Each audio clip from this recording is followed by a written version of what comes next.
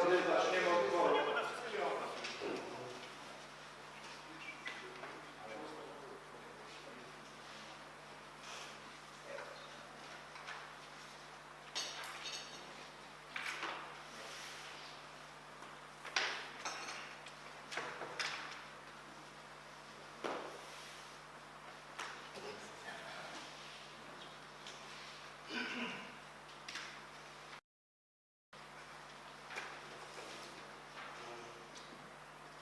Otwarcie 11. sesji Rady Gminy Rozdrażew. Na podstawie artykułu 20 ust. 1 ustawy z dnia 8 marca 1990 roku o samorządzie gminnym otwieram 11. sesję Rady Gminy Rozdrażew i stwierdzam, że na ogólną liczbę 15 radnych sesji bierze udział 15 radnych. A zatem zgodnie z artykułem 14 ustawy został spełniony warunek dla podejmowania przez Radę prawomocnych uchwał. Witam Panie i Panów Radnych, Pana Wójta, Panią Skarbnik, Panią Sekretarz, Radnych Powiatów oraz Panie i Panów Sołtysów, pracownika Gminnego Ośrodka Pomocy Społecznej, Panią Marzenę Gustowską. Witam serdecznie naszego dzisiejszego gościa, Pana Pawła Radojewskiego, starostę kotoszyńskiego. Informuję Państwa, że obrady sesji są nagrywane i transmitowane oraz prowadzone przy wsparciu programu informatycznego. Czy Państwo mają propozycje zmian do przesłanego porządku obrad? Nie widzę, a zatem porządek obrad sesji przedstawia się następująco. Punkt pierwszy – otwarcie sesji. Punkt drugi – przyjęcie protokołu z obrad 10. sesji. Punkt trzeci – informacja starosty kotoszyńskiego o zamierzeniach inwestycyjno-remontowych na rok 2025. Punkt czwarty – sprawozdanie z działalności zespołu interdyscyplinarnego Gminy Rozdrażew. Punkt piąty – sprawozdanie z realizacji Gminnego Programu Profilaktyki i Rozwiązywania Problemów Alkoholowych oraz Przeciwdziałania narkomanii na terenie Gminy Rozdrażew w 2024 roku. Punkt szósty – sprawozdanie z działalności wójta gminy w okresie międzysesyjnym. Punkt siódmy – interpelacje i zapytania Rady. Punkt ósmy – podjęcie uchwał w sprawach. Podpunkt pierwszy – zmiany uchwały w sprawie udzielenia pomocy finansowej powiatowi kotoszyńskiemu w 2025 roku. Podpunkt drugi – zmiany uchwały w sprawie Gminnego Programu Profilaktyki i Rozwiązywania Problemów Alkoholowych oraz Przeciwdziałania Narkomanii na terenie Gminy Rozdrażew na 2025 rok. Podpunkt trzeci – zmian budżetu gminy na 2025 rok. Podpunkt czwarty – zmiany wieloletniej prognozy finansowej Gminy Rozdrażew na lata 2025-2030. Podpunkt piąty – zmiany uchwały w sprawie wieloletniego programu gospodarowania mieszkaniowym zasobem Gminy Rozdrażew na lata 2021-2026. Punkt dziewiąty – wolne wnioski, pytania, informacje radnych i innych uczestników sesji. Punkt 10. Odpowiedzi na interpelacje i zapytania radnych. Punkt 11. Zamknięcie obrad.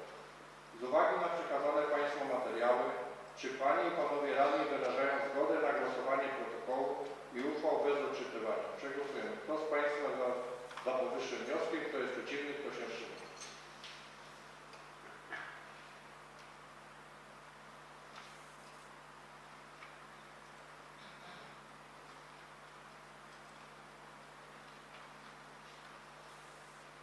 Stwierdzam, że Rada przyjęła jednogłośnie powyższy wniosek.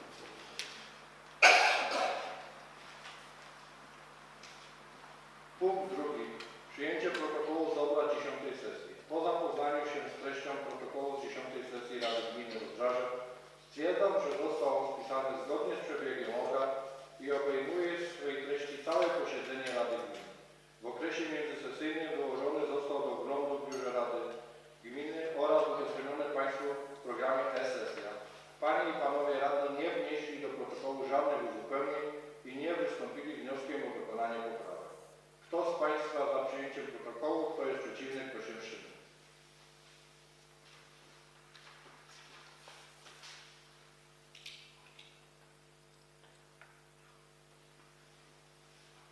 Stwierdzam, że Rada Gminy przyjęła jednogłośnie protokół z 10. sesji. Punkt trzeci. Informacja starosty kotoszyńskiego o zamierzeniach inwestycyjno-remontowych na 2025 rok. Proszę o przedstawienie informacji starosty kotoszyńskiego pana Pawła Radojewskiego. Dziękuję Panie Przewodniczący. Przewodniczący, witam wszystkich Państwa bardzo, bardzo serdecznie. Pozwolicie, że będę siedział sobie tutaj, nie pójdę tam na mównicę. Myślę, że będzie trochę sympatyczniej, natomiast jak chodzi o 20, tak? Nie chciał ktoś mówić. Jak chodzi o 25 rok, nie ma się czego spodziewać, że będzie to jakieś, będą wielkie inwestycje i coś tutaj naprawdę zrobimy. Ten 25 rok marzyło mi się, że już będzie tym rokiem, gdy zaczniemy robić na drogach więcej. Niestety, czy to się komuś podoba, czy nie podoba, nie chcemy pozwolić, aby szpital krotoszyński się zamknął, więc jednak mimo wszystko w niego trochę tam inwestujemy, a to trochę to jest ładnych kilkanaście milionów, żeby w ogóle miał płynność finansową. Mamy nowego dyrektora, przepraszam, że tu o szpitalu wchodzę, ale to się wiąże bezpośrednio z finansami. Mamy nowego dyrektora, który przewiduje dosyć ostre działania i mam głębokie przekonanie, że za pół roku, za rok przestaniemy do szpitala dokładać, przynajmniej jak chodzi o tą bieżącą działalność. O długach, zadłużeniu szpitala to nie mówię, bo to pewnie będzie trwało i trwało. My jako prywat nie jesteśmy w stanie tego spłacić. Chcemy tylko, aby utrzymała się płynność finansowa i nie odeszli nam lekarze i abyśmy mogli ten szpital utrzymać. A co do inwestycji, no to myślę, że większość z Państwa wie, robimy dwie dokumentacje. Rozdroże Byki. Ta dokumentacja została podzielona na etapy. To jest etap pierwszy, który i tak będzie kosztował około 400 000. Bo inaczej no to była dokumentacja przeogromna i strasznie kosztowna. To się troszkę przygotowałem, żeby czegoś nie pominąć, chociaż jak już mówię, nie ma tego zbyt wiele. Mamy także dokumentację teraz od ulicy Dworcowej. To jest panem wójtem, tu też uzgodniono od ulicy Dworcowej do granicy Rozdrażewa. Ta dokumentacja będzie już nieco tańsza. Znaczy ona nie została po prostu też w tym roku dokończona i mamy nadzieję, że będzie w tym roku skończona i wszystko do tego szczęśliwego końca dobrnie. Nakładka asfaltowa to dzisiejszy też u Was temat, tak? Panie wójcie? My już to mamy. W budżecie 200 metrów bieżących razem z utwardzeniem poboczy, to jest w Grębowie. No i jeszcze mam tak, chodnik w Dzielicach. Właściwie jest to zaległy remont, który nie został wykonany, a poza tym to już są tylko naprawy bieżące i na zimno, i na gorąco, i paczerami. Mam nadzieję, że w tym roku paczery wejdą znowu bardzo szybko. Ja chcę Państwu powiedzieć, ja bardziej będę zainteresowany naprawą tego, co mamy, bo ta szkodowość była przeogromna. To, co udało nam się zrobić w zeszłym roku w różnych miejscach powiatu krotoszyńskiego, był to mój pomysł, abyśmy wykonali powierzchniowe utrwalenia za 2 miliony złotych, z czego większość zapłacona była dopiero w 25 roku, a w 24 praktycznie tylko drobna część, plus to, gdy weszła nowa pani dyrektor, to tak właściwie całą zimę ekipa jeździła i na zimno, ile można, te większe dziury zatykała. Szkodowość nam się zmniejszyła 11-krotnie. To jest coś niesamowitego. Ze 160 paru tysięcy wypłaconych odszkodowań na 15 000 nam to zeszło i tak samo było mniej więcej podobna proporcja z ilością zgłoszonych szkód. Czyli naprawdę warto dbać o te drogi, żeby nam zima ich nie zjadła, bo to wcale nie znaczy, że nie wiem, zima w tym roku była może łagodniejsza. Poprzednie niektóre też nie były wcale ostre, a nagle pokazywała się taka ilość dziur, że to niesamowite. No, w tym roku nam się to jakoś jakoś udało. Mam nadzieję, że w tym kierunku pójdziemy. Ja powiem szczerze, zamiast jak chodzi o inwestycje, niektóre takie bardziej remontowe, to tak, myślę, że z wójtem będziemy cały czas w kontakcie i nie zrobimy nic, co pan wójt na pewno w porozumieniu z państwem nie sugerowałby, że warto tutaj to zrobić. Raczej to, jak mówiliśmy, nakładki, gdzie już nie będziemy mieli pieniędzy powierzchniowo utrwalenia, aby zatrzymać tą degradację. Plus marzy mi się, abyśmy wreszcie zaczęli regularnie wykaszać te pobocze, bo to też na pewno kuleje. Ja wiem, że to wystarczy spojrzeć nawet na drogach krajowych, też to kuleje, ale u nas chyba w szczególności i to by też było bardzo ważne, zmieniłoby wygląd naszych dróg, a jednocześnie poprawiło bezpieczeństwo. Ja to na tyle pewnie, a jeżeli jakieś pytania, to bardzo proszę. Dziękuję na razie za informację i proszę o pytania. Ja może bym zaczął, bo nie wiem, czy to taki zbieg okoliczności, że po prostu, bo była pani dyrektor świeża i od razu szkodowość na tych drogach w sumie zmalała. To nie wiem, czy brak wtedy było dopilnowania przez tamtego dyrektora, bo jeszcze pani dyrektor była tu na spotkaniu i zaś pytałem się, przy jakiej drodze była najwięcej wypłacone szkodowość, to okazało się, że z Rozdrażewa na Różopole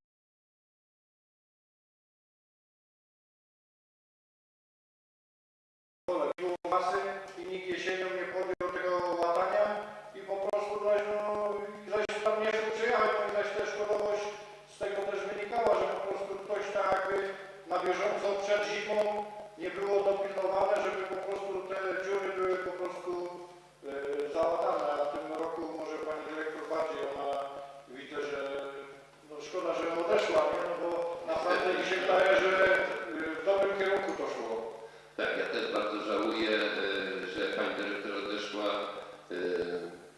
Może i pan dyrektor Wielkowski nie może. Na pewno znał się na drogach.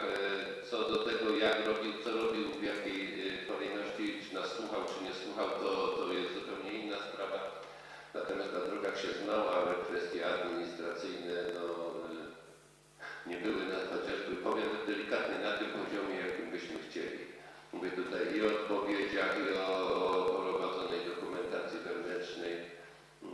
Ja po objęciu funkcji starosty zaraz poprosiłem o audyt w Powiatowym Zarządzie Dróg, no i trochę dużo nam tam takich różnych niedociągnięć, mniejszych i większych wychodziło. Ale chcę powiedzieć, że mamy już wybranego nowego dyrektora Powiatowego Zarządu Dróg i obejmie on funkcję od 1 maja przez miesiąc. Najprawdopodobniej, oczywiście to ustalają mi w tej chwili prawnicy, jak to tam będzie, na czym to będzie polegało, jak to można zorganizować, ale najprawdopodobniej wicedyrektor Mateusz Deringer będzie pełniącym obowiązki, a potem nowy dyrektor obejmie. Jest to osoba, która pracowała dotychczas w Urzędzie Miejskim w Zdunach, zajmowała się drogami i ma raczej to, co mnie bardziej interesuje, czyli jest po zarządzaniu i zna się na administracji, jest dosyć ambitny. Więc zobaczymy. Na razie zrobił na nas bardzo dobre wrażenie, ale sami Państwo wiecie, po tym pierwszej rozmowie przy stole jeszcze za dużo nie można powiedzieć. To wyjdzie w praniu. Mam także ogromną nadzieję, że tak jak i w szpitalu, tutaj pójdziemy w dobrym kierunku.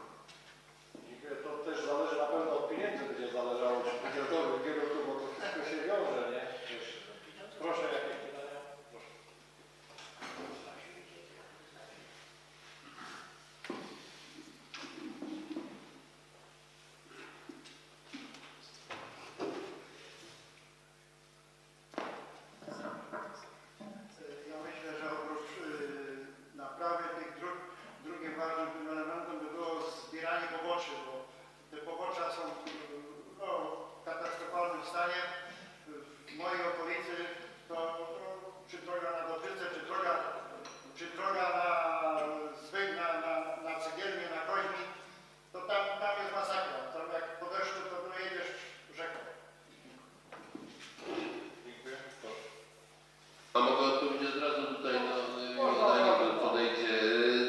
tak, oczywiście, żeby się przydało. Zrobiliśmy troszeczkę tych powierzchniowych utrwaleń, postanowiliśmy, że będziemy zaraz zbierać pobocza.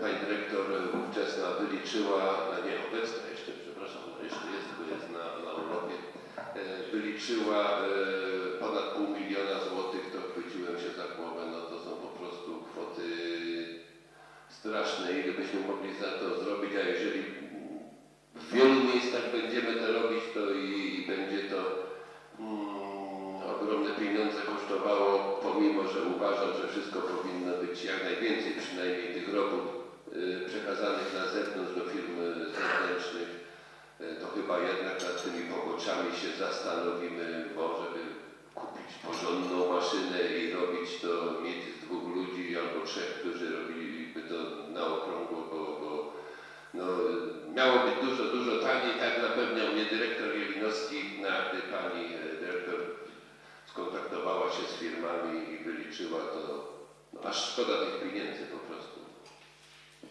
Ja mam tak samo taką prośbę do pana starosty. Dzisiaj tam prosto w Nowej Wsi przy przedszkolu tam były kilka tych krawężników, to był kiedyś słup, nie? No to przyjechali, bo tam osobiście z nimi jeszcze rozmawiali i rozebrali to, ale się okazało, oni wyrównają to równo, a tam pod tym nie ma żadnej tłucznia, niczego. Przy głównej drodze, jak ktoś by tam na to kiedyś wjechał, no to by musiało być trochę tłucznia, to jest taka mała wysepka, to tam jest metr na 2, rozumie pan, kiedyś stał słup telefoniczny i to się... I to by trzeba, jakby się masą na gorąco, najpierw by musiał być tłuczek, nie, żeby to trochę ubić i potem jakby masą na gorąco, no żeby to trochę wyrównać, bo tak przy głównej drodze, jak ktoś zjedzie, To w którym to jest miejscu? to jest w Nowej Wsi tu przy przedszkolu, to dzisiaj tam prosto są. Dobrze. To ja obiecuję, że prosto z tej sesji I to mówię, tam żeby się to, przejadę, jak już tutaj że jest. no, niech pan przyjedzie, bo to jest, oni teraz wybierą to równo, ale tam jest normalnie ziemia, a to by musiało być utwardzone, bo ktoś wjedzie, no to wiadomo, że to, żeby tutaj nie było jakichś tam kolizji. Bo jak pani dyrektor mogłem już znała ten teren, to myślę, że któryś miesiąc potrwa, zanim nowy dyrektor ten teren pozna, Nie, więc no. pojadę sam. Dobrze, o to proszę i jeszcze teraz mam taką prośbę do pana starosty. No w tamtym roku bez drogi, bez Nowawiec to idzie w kierunku Maciejewa. No tam 3 czy 4 opony były przetrzaśnięte. Tam jest, zwłaszcza bez wioski, tam jest tak dziurów. No wiadomo, przyjechali zimą tam trochę do tego, ale jakbyście jechali na ciepło, na masę, żeby tak trochę się dołożyć, bo tam naprawdę jest dziura przy dziurze, żeby to tak trochę twardy, bo to na zimno wiadomo, pan drogą ostateczności, ale na ciepło, żeby to przyjechać, bo ci mieszkańcy tam naprawdę są dziura przy dziurze, no ale to pan nie widzi, wszystko to jest nawierzchnia, już jest stara zużyta, no to trzeba by, ale chociaż jak pojadą na ciepło, to bym prosił, żeby to trochę tam jakoś przejechać, żeby to zawsze już jest wcale nieźle, to jest całą wioskę, tu w Nowej Wsi, w kierunku Maciejewa. No to mówię, to ja zaraz, na pewno dzisiaj tam zaraz prosto z No, sesji pojadę i tak to do Brzeżyna. dziękuję za wszystko. Natomiast no, widziałem taką maszynę, to też program Galileo, no może to śmieszne, ale widziałem, Niemcy mieli taką maszynę, która podgrzewała masę na zimno. Nie wiem, to są pewnie drogie rzeczy, ale jeszcze nie zdążyłem się zorientować, bo gdyby było można tą masę na zimno podgrzewać, to byłoby to zupełnie inne, nawet zimą. Naprawianie, chociażby to, no, ja wymogłem na dyrektorze, żeby kupili dmuchawę, wymogłem na dyrektorze, żeby zakupili i mieli porządny palnik, żeby dni trochę chłodniejsze, w ogóle to najpierw powinni wydmuchać, potem wypalać i wiecie Państwo, źle się pracuje, jeżeli mówi się raz, drugi, trzeci, czwarty, piąty i potem się zajeżdża albo słyszy od ludzi, że oni w ogóle tego nie biorą. Nie? Oni brali, jak mówiłem, że przyjadę, albo bo nie wiedziałem, gdzie są, więc musiałem pytać. No, także no, to była ciężka praca, współpraca z panem dyrektorem mimo wszystko.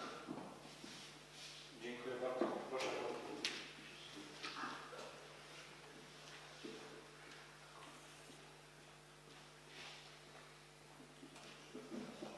Ja już panu mogę powiedzieć informacyjnie, że pani Galina Juskowiak ma taką maszynę, no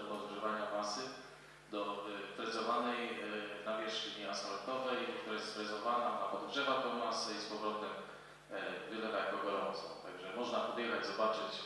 Świętej pamięci wuja kupił to za 100 000 złotych jeszcze, no ładnych parę lat temu, ale jest to właśnie.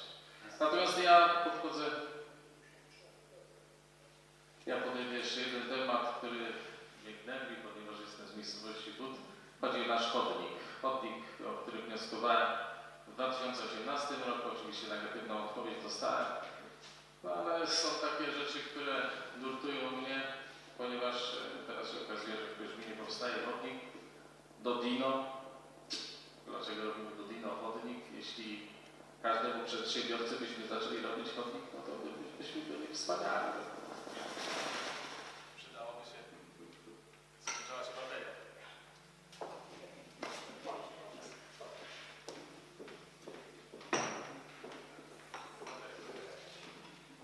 Ludzie Państwo halo, panie dyrektorze, ja dzwonię, jestem na sesji w rozdrażnieniu, tak? Dobra, no dzięki. Wybaczcie, ja dyrektor dzisiaj przenosimy aptekę i onkologię, także bardzo ważny dzień na kontroli jest na zdrowie, tak to jest taki dosyć nerwowy, czy przestanowi. Także wrócę do tematu jeszcze tego chodnika. No, jeżeli tam gdzieś kładziemy chodnik, dobrze, ja się cieszę z każdego chodnika, który jest kładziony w naszym powiecie, natomiast jeśli partycypujesz Dino akurat w tym wypadku w kosztach, no to byłoby dobrze, tak jak to było w Rozdrażewie, że do parkingu partycypowali w kosztach, gmina coś partycypuje, rozumiem, że jest dofinansowanie. Natomiast jeśli tylko sam powiat inwestuje w to, wolałbym jednak, żeby był ten chodnik w Budach dla mieszkańców, aniżeli dla ludzi, którzy jadą tylko na zakupy. No, bo tak troszeczkę do każdego modelu sklepu byśmy mogli robić chodnik, który gdzieś powstanie. Także wznoszę jeszcze raz wniosek o położenie nowego chodnika, bynajmniej przygotowanie dokumentacji na chodnik w Budach, bo to jest chodnik z lat 60. Tam już właściwie nie ma chodnika. A może dokumentacja nie będzie potrzebna, bo już Dziękuję.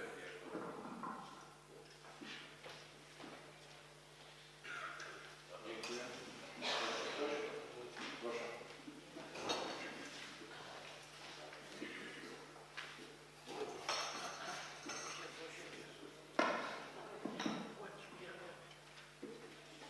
Szanowny Panie Przewodniczący, Szanowny Panie Starosto, ja chciałem tutaj zapytać o ten remont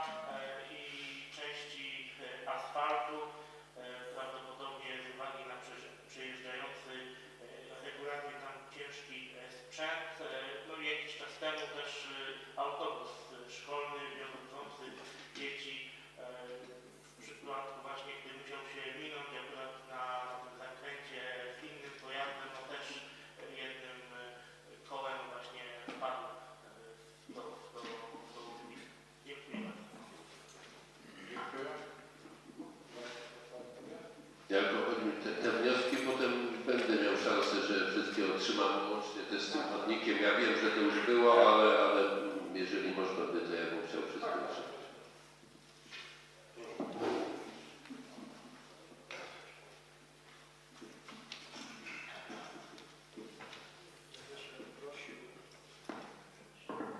Prosił właśnie, już raz to pomawiałem, żeby krzaki, nie wiem, w tym roku jest za późno, krzaki rozdarze w Koziu. To jest już praktycznie na Lipówcy, Koziu i Kniki. Bardzo wchodzą w drogę. Na tym tir, jak jedzie prosto krzaki, są kwadratowe, od tira rosną po prostu chodzą po naczepie i tak dalej. I druga sprawa, mnie też boli te śmieci w tych drogach, w tych powiatowych drogach.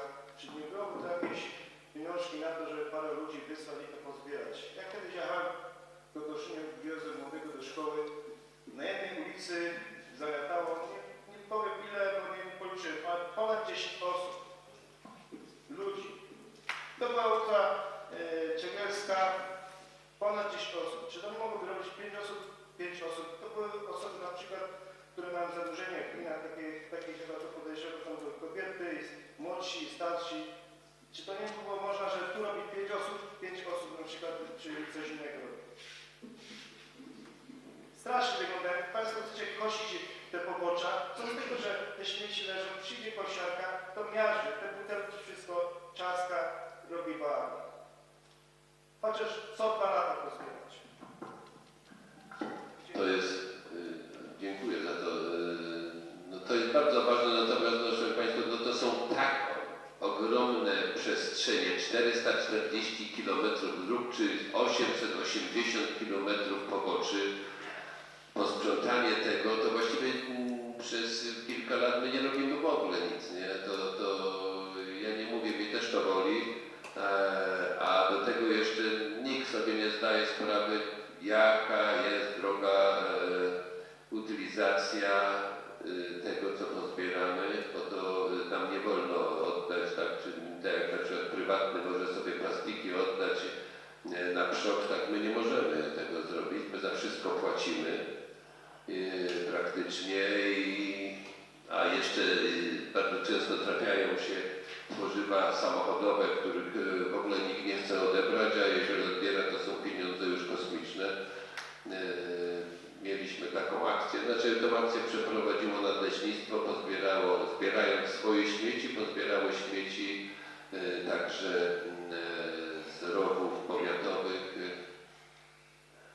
Nie mieliśmy z czego zapłacić, powiem szczerze, to były ogromne pieniądze. W końcu to jakoś uregulowaliśmy. Udało się to.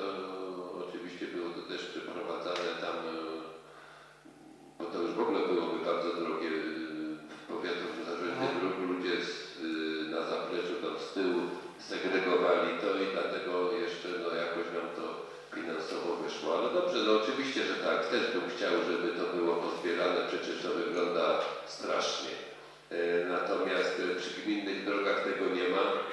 W mieście ludzie rzucają jednak trochę rzadziej, czy tam na drogach gminnych, a na drogach powiatowych, które właśnie są tak pomiędzy miejscowościami, gminami, no to jak ludzie jadą, to wrzucają i tyle. No, ostatnio widzę, że w kilku miejscach nawet już całe sterty worków są wyrzucone.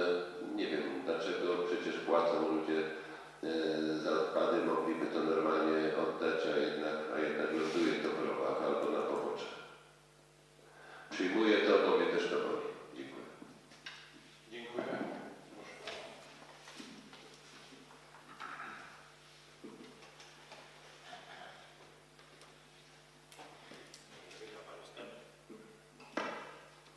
Droga Pani Starosto, wniosek tutaj na łapie Świraku było kilka wniosków złożonych i do dzisiaj nie ma żadnej odpowiedzi. Czy będzie coś zrobione? Utwardzenie poboczy było i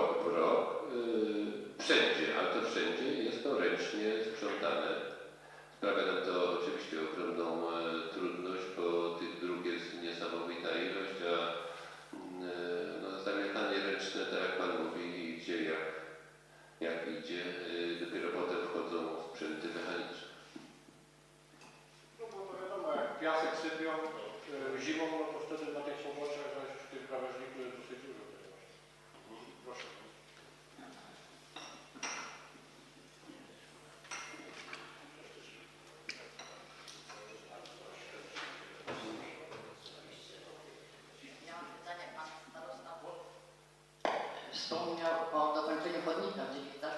Czy to się stanie w tym roku? Mam nadzieję, że stanie w tym roku. Mam nadzieję. Bardzo żałuję, że Bo to już było to było wszystko uzgodnione z nową panią dyrektor, że to tak mi się to zmieniało. Zawsze jest to zamieszanie i znowu przygotowywanie nowej osoby do tej funkcji, ale myślę, że w tym roku to dam radę. Dziękuję. Jeszcze ktoś jakieś pytania? Jeżeli nie ma pytań, to ja mogę. Tak, Bo ja tak mam do Państwa taką apel, będę wszędzie pewnie już apelował, a głównie gmina Koźmin i gmina Rozdrażew.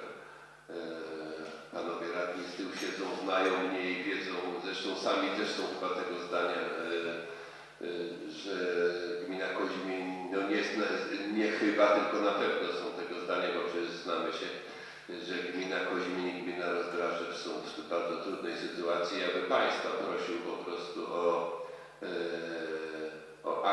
reakcję, o opinię gdzieś, o mówieniu o tym, że jak cały powiat krotoszyński za chwilę nie będzie miał wody, to gmina Koźmin i gmina Rozdrażew najszybciej. To Wam tylko mówię. Nie wiem dlaczego, nie jest to na Waszej gminy, ale to nie ma żadnego znaczenia. Wszyscy chcą tutaj inwestować, jakieś ogromne fermy zakładać. Zawsze powtarzam, ja nie jestem przeciwko jakiemukolwiek przedsiębiorcy, ale takie rzeczy, które mogą doprowadzić do tego, że będziecie kupować sobie walizki i mieszkania gdzie indziej i się wyprowadzać, nie chciałbym, aby do tego doszło, a wiem, że gmina Rozdrażew ma także trudną sytuację i już zapożycza wodę, więc kupuje, no tak, zapożycza, przepraszam, kupuje wodę, tak. Więc szanowni Państwo, wyobraźcie sobie, że w tej chwili na przykład dochodzi do tego, z czym walczymy, czyli o przeogromna inwestycja w Szulmierzycach na tutaj tym największym zbiorniku i za chwilę w Krotoszynie także zacznie brakować wody, to wy jej po prostu nie dostaniecie. Więc ja tylko, bo sam nie wywalczę tego, ani Rada Powiatu sama też tego nie wywalczy. Pomóżcie nam, zwłaszcza mówię, jeszcze raz apeluję do radnych i gminy Koźmin i gminy Rozdrażew, tym razem też krzyczmy razem, bo dopóki leci woda z kranu, każdemu się wydaje, że no przecież ta woda jest, tak? Ale jak już nie poleci, to wierzcie mi, już nie będzie jej nigdy. To chodzi mi o to, że już nie będzie jej nigdy i póki będę walczył o wodę dla mieszkańców powiatu krotoszyńskiego, bo bez wody nas tutaj po prostu nie ma. To taki mój apel. Dziękuję serdecznie. Dziękuję. Czy jeszcze ktoś by chciał zabrać głos? Proszę Pana. Po raz jeszcze jeden wniosek, który bardzo regularnie się tutaj na sesjach powtarzał, żeby nie wybrzmiał przy okazji spotkania z Panem, ale żeby przy kolejnej sesji z nim nie musiał o tym pisać, to sobie pozwolę go ponowić. Mianowicie o przejście dla pieszych na wysokości Biedronki przy wjeździe tutaj ze ścieżki pieszo-rowerowej. To już tam dyrektor Jelinowski już niejednokrotnie się tam zobowiązywał do zlecenia dokumentacji i realizacji tego, natomiast tego nie ma. Jest naprawdę potrzebny kawałeczek chodnika po stronie, po której jest zlokalizowany ten sklep i przejście dla pieszych, bo tam jest do tego sklepu dość duży i jest to naprawdę niebezpieczne. To z mojej strony. Ja myślę, że Pan Radny Król nie da spokoju, dopóki tego chodnika nie będzie i tego przyjścia. Dziękuję. Dziękuję. Chyba, że radni powiatowi chcą zabrać głos? Jak już nikt nie chce, to dziękuję Panu staroście za przybycie i przedstawienie informacji o zamierzeniach inwestycyjno-remontowych na ten rok.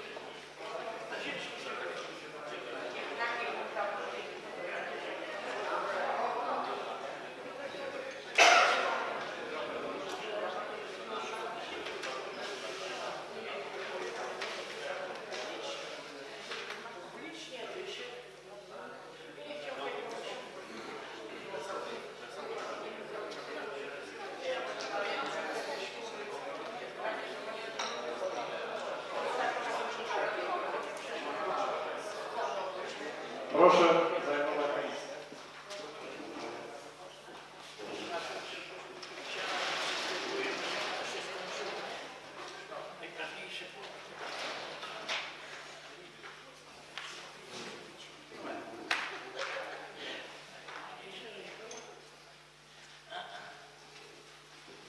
Wznawiamy obrady po przerwie. Punkt 4. Sprawozdanie z działalności Zespołu Interdyscyplinarnego Gminy Rozdraże. Proszę o przedstawienie sprawozdania pracownika Gminnego Ośrodka Pomocy Społecznej w Rozdrażewie, panią Marzenę Gustowską. Proszę.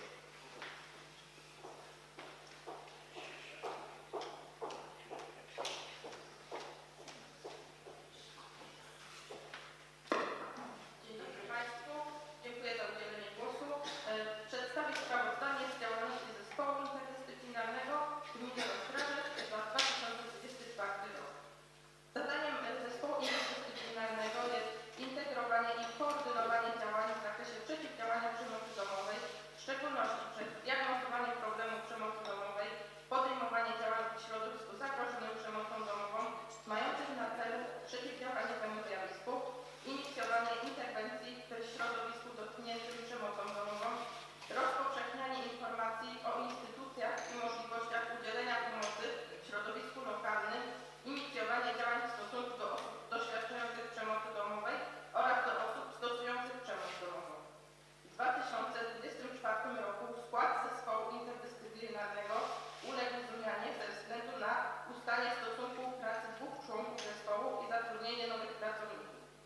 Tym samym zmienił się przewodniczący zespołu interdyscyplinarnego. Funkcję tę objęła pani Marzena Gustowska, pracownik socjalny Gminnego Ośrodka Pomocy Społecznej w Rozdrażewie. Na zastępcę przewodniczącego ZI wybrano panią Grażynę Kolańską, pielęgniarkę środowiskowo-rodzinną. Natomiast drugi nowy członek zespołu, pani Anna Mizerna, członek Gminnej Komisji Rozwiązywania Problemów Alkoholowych, przyjęła funkcję protokolanta. Nowi członkowie ZI przebyli obowiązkowe szkolenie w zakresie przeciwdziałania przemocy domowej organizowane przez Regionalny Ośrodek Polityki Społecznej w Poznaniu. Zespół interdyscyplinarny w 2024 roku zebrał się 7 razy. Grupy diagnostyczno-pomocowe spotkały się 9 razy na posiedzeniach. W ostatnim roku liczba prowadzonych procedur niebieskiej karty wynosiła 4. W tym jedna karta, której postępowanie zostało wszczęte w 2023 roku. W ubiegłym roku zakończono 2 procedury NK, natomiast pozostałe 2 kontynuowano w roku obecnym. Liczba osób dotkniętych przemocą wyniosła 5, w tym 2 dzieci. Liczba sprawców przemocy 6 osób. Łączna liczba osób w rodzinach objętych działaniami w ramach procedury niebieskiej karty wynosiła 11 osób. Osoby wymagające nabycia wiedzy i nauki alternatywnych zachowań oraz edukacji w kierunku zmiany zachowań typu przemocowego mogły uczestniczyć w programie korekcyjno-edukacyjnym dla osób stosujących przemoc realizowanym przez Powiatowe Centrum Pomocy Rodzinie w Krotoszynie. W 2024 roku zespół interdyscyplinarny nie skierował nikogo do programu korekcyjno-edukacyjnego.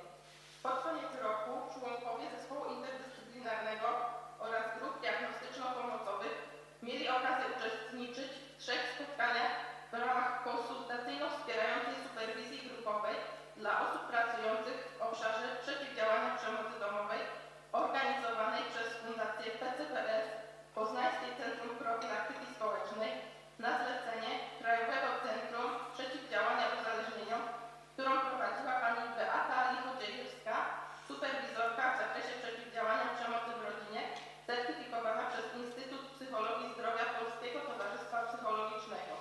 Obsługę organizacyjną, techniczną zespołu interdyscyplinarnego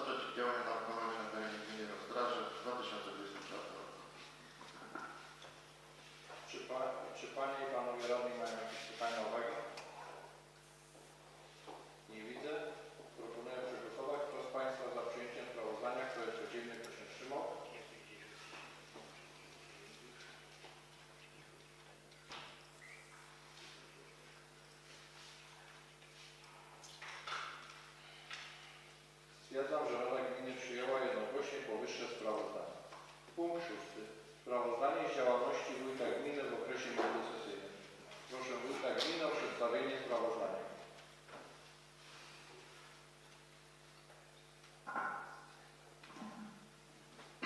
Informacja z działalności wójta gminy Rozdraże w okresie od 27 lutego do 28 marca 2025 roku.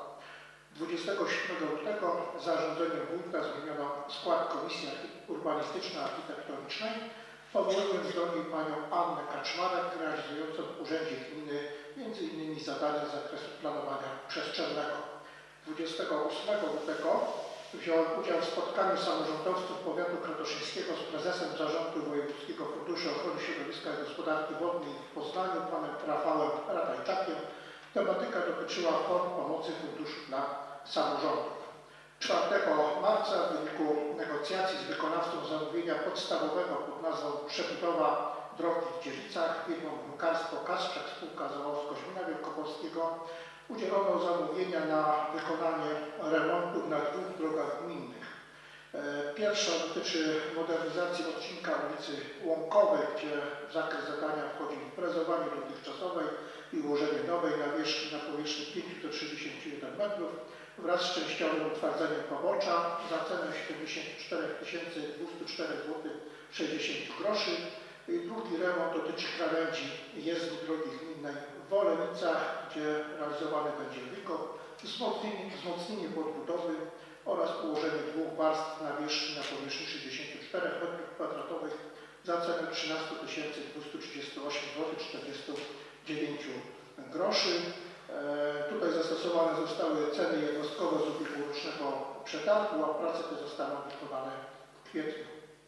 Jednocześnie wykonawcy zlecono remont odcinka chodnika wzdłuż drogi gminnej w Nowej Wsi na długości 102 metrów, wymiana krawężnika i płyt chodnikowych na kostkę za cenę 36 967 zł i 21 groszy i te prace są w toku. 5 marca miało miejsce spotkanie z grupą uczniów szkoły podstawowej w Rozdrażeniu biorących udział w projekcie wymiany ze szkołą w Czechach. Tematyka dotyczyła działalności samorządu w Polsce. 6 marca w sali remizy OSP w Rozdrażewie odbyły się eliminacje gminne ogólnopolskiego turnieju wiedzy pożarniczej. Młodzież zapobiega pożarom, którego celem jest popularyzowanie przepisów i kształtowanie umiejętności w zakresie ochrony ludności, ekologii, ratownictwa i ochrony przeciwpożarowej. W eliminacjach wzięło udział 33 uczniów z grupy wiekowej szkoły podstawowej klasy 5-8. Laureatkami eliminacji gminnej zostały 3 uczennice szkoły podstawowej w Nowej Wsi. Pierwsze miejsce zajęła Julia Szelon, drugie Marta Wosińska, trzecie Dominika Zajączek. Wszyscy uczestnicy konkursu otrzymali upominki, natomiast laureatki dyplomy i nagrody. Laureatki te reprezentowały później zarząd gminny OSP w eliminacjach powiatowych turnieju, gdzie Marta Wosińska zajęła trzecie miejsce. 13 marca miało miejsce powołanie komisji konkursowych do rozpatrzenia ofert złożonych w konkursie na realizację zadań pożytku publicznego oraz w konkursie na dofinansowanie rozwoju sportu. 14 marca wziąłem udział w konferencji Wojsko i Samorząd z udziałem Ministra Obrony Narodowej Władysława Kośniaka-Kamysza. Konferencja odbyła się w siedzibie Urzędu Marszałkowskiego w Poznaniu. 17 marca zawarta z Łukaszem Ratajczykiem prowadzącym w Krotoszynie działalność pod nazwą Projektowanie Architektoniczne umowy na wykonanie dokumentacji projektowej budowy kortu tenisowego przy ulicy Powstańców Wielkopolskiej, koszt opracowania dokumentacji projektowo-kosztorysowej, uzyskania niezbędnych uzgodnień to 20 650 zł. Wykonawcy zlecono również przygotowanie dokumentacji projektowej budynku gospodarczo-garażowego przy nowym przedszkolu. 18 marca udział w konferencji Ochrona Ludności i Ochrona Cywilna zorganizowanej w Kaliszu przez Urząd Wojewódzki dla samorządów i służb. Tego samego dnia miało miejsce ogłoszenie zamówienia publicznego na wykonanie wiaty magazynowej przy szkole podstawowej w Nowej Wsi. Macie Państwo szczegółowo w treści wpisany zakres prac, który obejmuje to zadanie. Ja dodam, że termin składania ofert upływa 3 kwietnia. Również tego samego dnia miało miejsce rozstrzygnięcie otwartego konkursu ofert na realizację realizację zadań o charakterze pożytku publicznego w 2025 roku. W oparciu o ocenę ofert dokonaną przez komisje konkursowe przyznane zostały następujące dofinansowania. W zakresie wspierania działań na rzecz upowszechniania kultury, sztuki, ochrony dóbr kultury i dziedzictwa narodowego Stowarzyszeniu Kobiet Wiejskich Rozdrażek na realizację 3 hektarów, kreatywne rękodzieło 9650 zł, święta coraz bliżej 7500, Akademia Gotowania Kuchni Świata 5400 zł. Polskiemu Związkowi Emerytów, Rencistów i Inwalidów, Zarządowi Oddziału Rejonowego w Krotoszynie na realizację zadania Aktywni 2450 zł. W tym zakresie środki przyznano na wszystkie zgłoszone projekty. W zakresie wspierania integracji i zagospodarowania wolnego czasu dla osób w wieku emerytalnym przyznano Polskiemu Związkowi Emerytów, Rencistów i Inwalidów Zarządowi Rejonowego w Krotoszynie na realizację zadania Senioriada 9370 zł. To był jedyny wniosek w tym zakresie. Natomiast w zakresie wspierania i upowszechniania kultury fizycznej oraz promocji zdrowia i zdrowego stylu życia przyznano Stowarzyszeniu UKS Goliwa na organizację 3 imprez o charakterze sportowo-rekreacyjnym. Ćwierć maraton wiejski w Rozdrażewie 6000 zł, turniej piłki nożnej halowej z okazji Święta Niepodległości 1800 i Mistrzostwa Gminy Rozdraży w badmintonie 1280 zł. Stowarzyszeniu Sportowemu Sport Team na realizację zadania tenisowe wakacje 6120 zł, klubowi Karate Bonsai na realizację zadania organizacja zawodów sportowych 6000 zł, Stowarzyszeniu Kobiet Wiejskich Rozdrażek na realizację zadania Zwoleniciele Zdrowych Dóbr 3800 zł. Natomiast w zakresie rozwijania edukacji pozaszkolnej, rozwijania zainteresowań dzieci i młodzieży Stowarzyszeniu Kobiet Wiejskich Rozdrażek przyznano 7500 zł na realizację zadania z nauką za pan brat, bajkowe laboratorium i był to jedyny złożony wniosek w tym zakresie. W zakresie wspierania działań na rzecz ekologii i ochrony dziedzictwa przyrodniczego Stowarzyszeniu Kobiet Wiejskich Rozdrażek na realizację zadania z ekologią za pan brat 2025, 7,5 tysiąca złotych i to również jedyny wniosek w tym zakresie.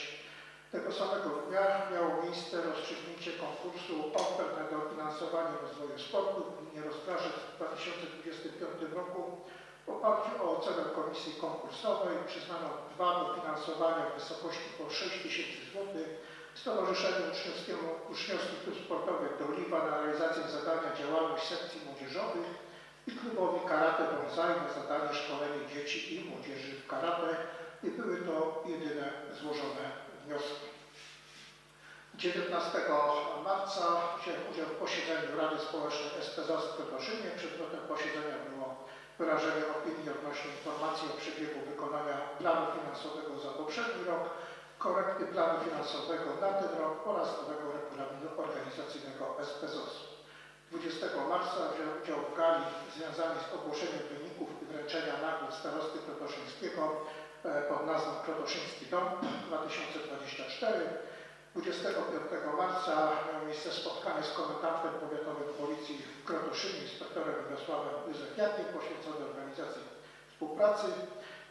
Przeprowadzonej w lutym rekrutacji do przedszkoli i oddziałów przedszkolnych zgłoszono łącznie 163 dzieci. I tak przedszkole Rozdrażew 58, przedszkole Nowa Wieś 47, oddziały przedszkolne przy SP Rozdrażew w Rozdrażewie, Krębowie, Dąbrowie i Dziewicach łącznie 58.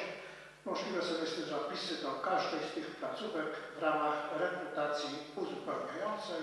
I tak mogę też informacyjnie dodać, że w dniu dzisiejszym do Biura Rady, jak i do Regionalnej Izby Obrachunkowej przekazane zostanie sprawozdanie z wykonania budżetu za rok 2024. Dziękuję panu wójtowi za przedstawienie tematu sprawozdania.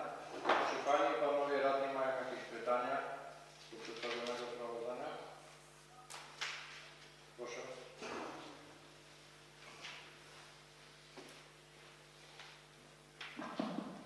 Ja mam pytanie do ostatniej tutaj informacji odnośnie tej rekrutacji. Czy byłaby taka możliwość, żeby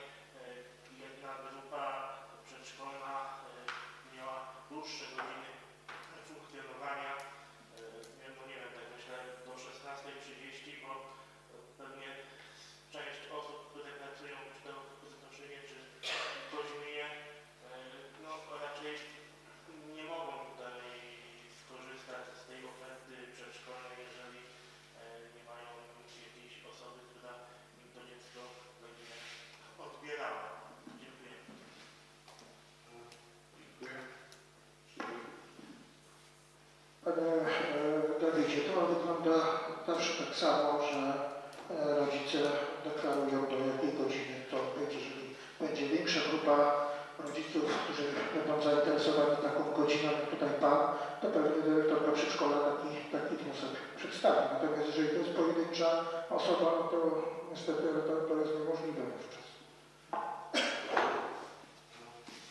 Dziękuję. Czy jeszcze ktoś? Czy jeszcze ktoś ma jakieś pytania?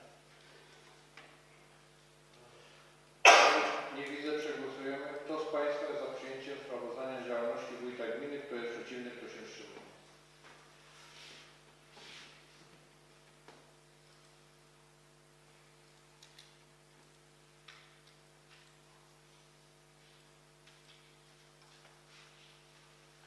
Stwierdzam, że Rada Gminy przyjęła jednogłośnie powyższe sprawozdanie. Punkt 7. Interpelacje i zapytania Rady. Czy Panie i Panowie chcą złożyć pisemne interpelacje? Nie widzę. Przejedziemy do punktu 8. Podpunkt 1. Podjęcie uchwały w sprawie zmiany uchwały w sprawie udzielenia pomocy finansowej powiatowi krotoszyńskiemu w 2025 roku. Proszę Pana Wójta Gminy o przedstawienie tematu.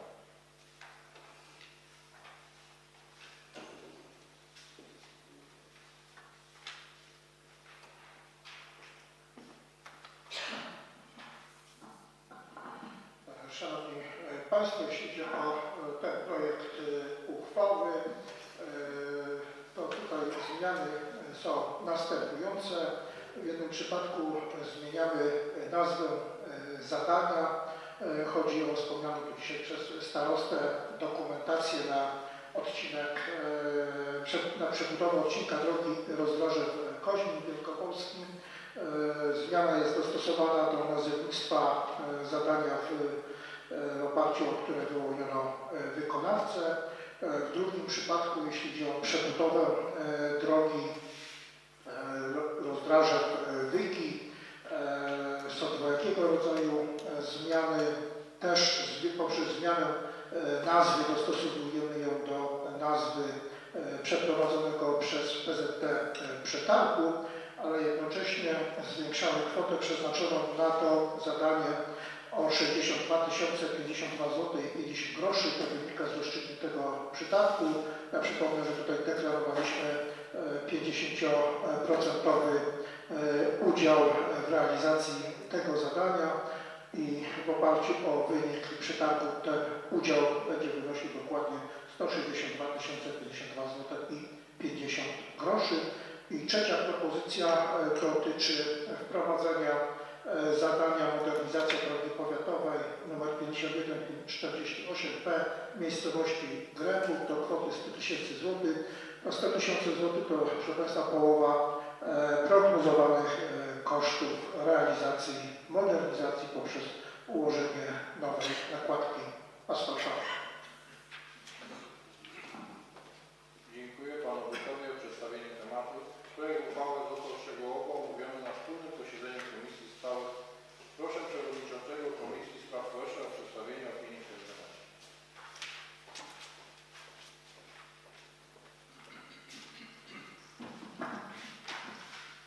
Komisje Rady Gminy pozytywnie zaopiniowały projekt uchwały w sprawie zmiany uchwały w sprawie udzielenia pomocy finansowej powiatowi krotoszyńskiemu w roku 2025.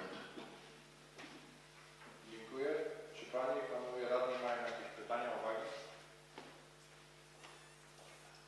Nie widzę. Przystępujemy do głosowania nad przyjęciem uchwały. Kto z Państwa za podjęciem powyższej uchwały, kto jest przeciwny, kto się wstrzymał?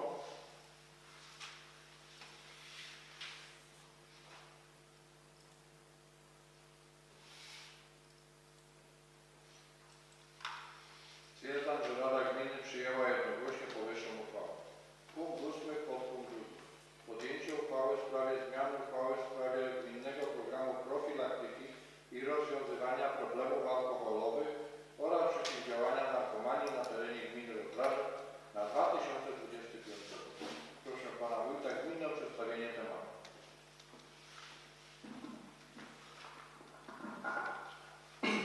Proponowana zmiana gminnego programu profilaktyki i rozwiązywania problemów alkoholowych oraz przeciwdziałania narkomanii na terenie naszej gminy wiąże się z wprowadzeniem do budżetu środków wykorzystanych w ubiegłym roku, choć bardziej adekwatne byłoby tutaj sformułowanie, że środków, które rolują nam się już od kilku lat od momentu pandemii, gdzie wówczas realizacja większości zadań była wyłączona. Chodzi tu o pulę w wysokości 192 328 zł 84 groszy.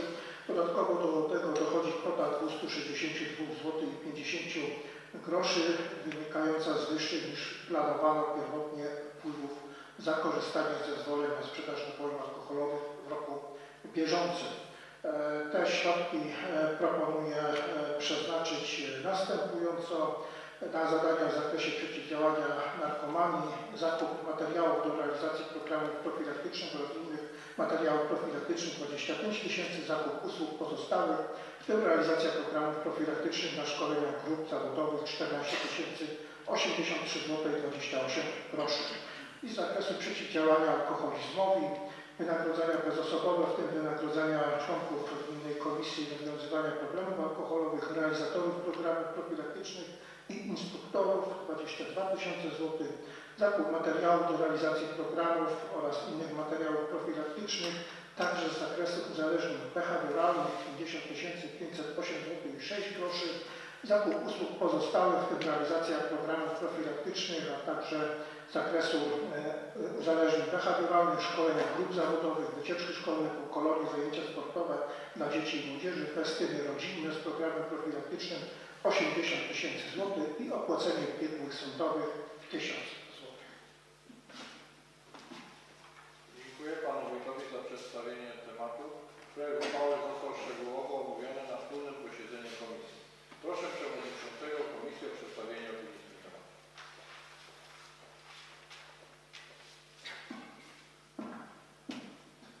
Komisje Rady Gminy pozytywnie zaopiniowały projekt uchwały w sprawie zmiany uchwały w sprawie Gminnego Programu Profilaktyki i Rozwiązywania Problemów Alkoholowych oraz przeciwdziałania narkomanii na terenie Gminy Rozdrażew na 2025 rok.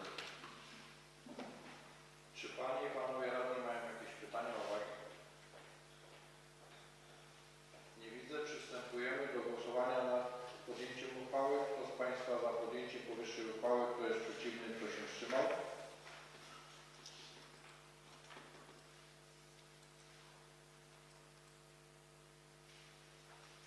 Stwierdzam, że Rada Gminy przyjęła jednogłośnie powyższą uchwałę. Punkt 8. Podpunkt 3. Podjęcie uchwały w sprawie zmian budżetu gminy na 2025 rok.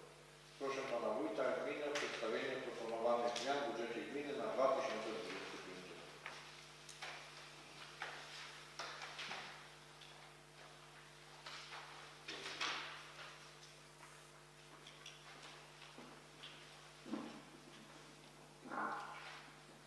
Więc tak, proszę Państwa, proponuję zwiększenie dochodów i wydatków budżetu o kwotę 130 073 zł i 5 groszy i na to składają się następujące kwoty. Środki z rezerwy na uzupełnienie dochodów gmin 103 270 zł przekazane z przeznaczeniem na podwyżki wynagrodzeń nauczycieli. Dotacja celowa z budżetu państwa na dofinansowanie wynagrodzeń pracowników jednostek organizacyjnych pomocy społecznej w postaci dodatku motywacyjnego 18 057 zł. Dotacja z budżetu państwa na realizację programu Posiłek w szkole i w domu 1273 zł i 5 groszy. Grant, wyrównanie grantu na projekt Erasmus Plus realizowanego przez Szkołę Podstawową w Rozdrażewie 6110 zł 97 groszy. Środki otrzymane z Funduszu Pracy na edukację, Funduszu Pomocy na edukację dzieci z Ukrainy 6523 zł. Odpłatność za herbatę w Szkole Podstawowej w Rozdrażewie przeznaczona na zakup tego napoju 800 zł i wynajem sali przedszkolnej w przedszkolu w Nowej Wsi przeznaczeniem na zakup usług w tej placówce 150 zł. Jednocześnie proponuję zmniejszenie dochodów i wydatków budżetu o 9 zł 70 groszy w związku z dostosowaniem wysokości dotacji celowej do poziomu środków w zakresie systemów dziedzinowych. Proponuję też zwiększenie zaangażowania nadwyżki budżetowej z lat ubiegłych o kwotę 302 052 groszy i 50 groszy. Przeznaczenie tych środków to zwiększenie nakładów na budowę sieci kanalizacji sanitarnej w miejscowości Rozdarze ulica Tadeusza Kościuszki o kwotę 120 000 złotych. Dofinansowanie zadania pod nazwą opracowanie dokumentacji technicznej na przebudowę drogi Rozdarze-Byki, pierwszy etap o kwotę 62 052 zł i 50 groszy i zwiększenie nakładów na wykonanie wiaty magazynowej przy Szkole Podstawowej w Nowej Wsi o 25 000 zł, a także wprowadzenie dodatkowego zadania w trybie dotacyjnym, mianowicie dofinansowanie modernizacji drogi powiatowej w miejscowości Grębów na kwotę 100 000 zł oraz zwiększenie nakładów na opłaty w rozdziale Ochotnicze Straże Pożarne. Chodzi o zabezpieczenie do końca roku środków na regulację nowych taryf związanych z utrzymaniem sieci hydrantów. Proponuję też zwiększenie wydatków w związku z przychodami jednostek samorządu terytorialnego prowadzonych niejako na wyodrębnionych funduszach. Są to środki, które nie były wykorzystane w poprzednich latach i tutaj w pierwszej kolejności wprowadzamy środki niewykorzystane w ramach programu rozwiązywania problemów alkoholowych i przeciwdziałania narkomanii. To jest kwota 192 591 zł 34 groszy. Rozdział tych środków omówiłem Państwu przy okazji uchwały dotyczącej zmiany tegoż programu. I drugi rodzaj środków, które wprowadzamy do budżetu na funkcjonowanie systemu gospodarki odpadami komunalnymi, to jest kwota 193 614 zł i 38 groszy, która pozostała nam po realizacji tego zadania w roku ubiegłym. Ta kwota wynika, proszę Państwa, z tego, że w ubiegłym roku zaangażowaliśmy 390 000 złotych z lat poprzednich, a dodatkowo jeszcze faktura za odbiór i transport tegoroczny, z grudnia ubiegłego roku weszła nam do realizacji w roku bieżącym, ponieważ wpłynęła ona do urzędu w miesiącu styczniu. Natomiast gdyby brać pod uwagę tylko i wyłącznie dochody i wydatki roku 2024, to realizacja gospodarki odpadami na terenie gminy zakończyła się znaczącym debetem. Proponuję również zmianę nazw zadań, które objęte były uchwałą o pomocy na rzecz powiatu krotoszyńskiego, a mianowicie dokumentacji na przebudowę drogi Rozdarze-Byki oraz przebudowę drogi Rozdarze-Koźmin Wielkopolski. W wykazie zmian po stronie wydatków macie Państwo również kilka przesunięć w poszczególnych działach i rozdziałach strony wydatkowej budżetu. Dziękuję Panu Wójtowi za przedstawienie proponowanych zmian w budżecie.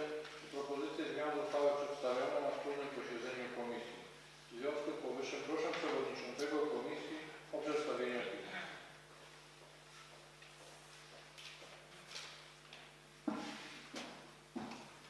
Komisja Rady Gminy pozytywnie zaopiniowały projekt uchwały w sprawie zmian budżetu gminy na 2025 rok. Czy Panie i Panowie Radni mają jakieś pytania, uwagi? Nie widzę. A zatem kto z Państwa za podjęciem powyższej uchwały, kto jest przeciwny, kto się wstrzymał?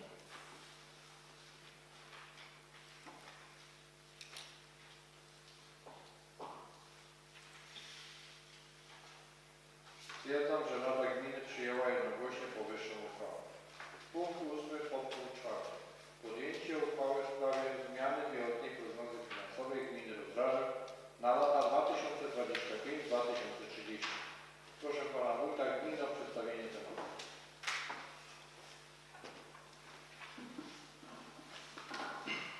Tradycyjnie już zmieniamy zapisy w obu załącznikach wieloletniej prognozy finansowej. załączniku numer 1 dostosowujemy poszczególne parametry do tych, które były określone, podjęte przed chwilką uchwale nowelizującej tegoroczny budżet. Natomiast w załączniku numer 2 zwiększamy tegoroczne limity środków na 2 zadania inwestycyjne, też zgodnie z podjętą przed chwilą uchwałą. Te zadania to budowa sieci kanalizacji sanitarnej w ulicy Tadeusza Kościuszki o kwotę 120 000 złotych oraz wykonanie wiaty magazynowej przy szkole podstawowej w Nowej Wsi o kwotę 25 000 złotych. Dziękuję panu wójtowi o przedstawienie tematu. Projekt uchwały został szczegółowo omówiony podczas wspólnego posiedzenia komisji. W związku z tym proszę przewodniczącego komisji o przedstawienie opinii.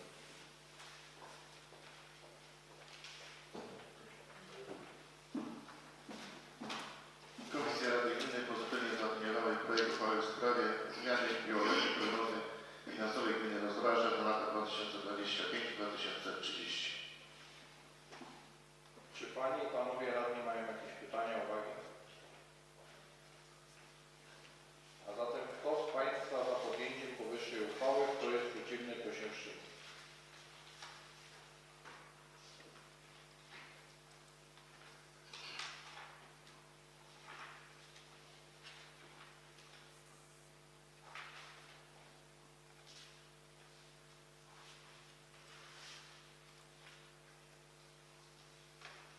Stwierdzam, że Rada Gminy przyjęła jednogłośnie powyższą uchwałę. Punkt 8. Podpunkt 5. Podjęcie uchwały w sprawie zmian uchwały w sprawie wieloletniego programu gospodarowania mieszkaniowym zasobem gminy Rozdraże na lata 2021-2026. Proszę pana wójta o przybliżenie tematu.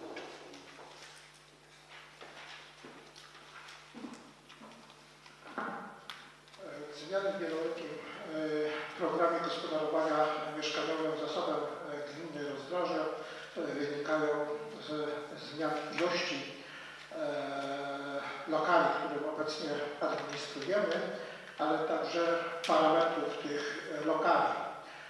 I tak obecnie zasób mieszkaniowy gminy Rozdraże tworzy 21 lokali pod zarządem Urzędu Gminy oraz 6 lokali mieszkalnych w budynkach szkolnych oddanych w trwały zarząd dyrektorom placówek oświatowych.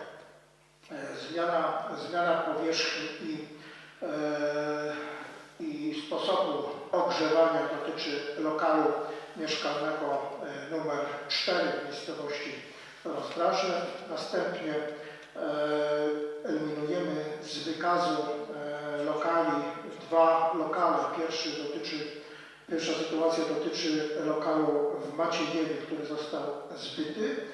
Druga sytuacja dotyczy lokalu w Wolewicach, który w poprzednich latach został podzielony i w oparciu o ten podział zwiększono powierzchnię sąsiedniego lokalu mieszkalnego, a część lokalu przeznaczono na zaplecze świetlicy wiejskiej. I ostatnia ze zmian dotyczy zwiększenia powierzchni lokalu mieszkalnego w budynku szkolnym w Dzielicach, gdzie przywrócono charakter mieszkaniowy pomieszczenia, które przez pewien czas służyły funkcjonującej tam szkole filialnej.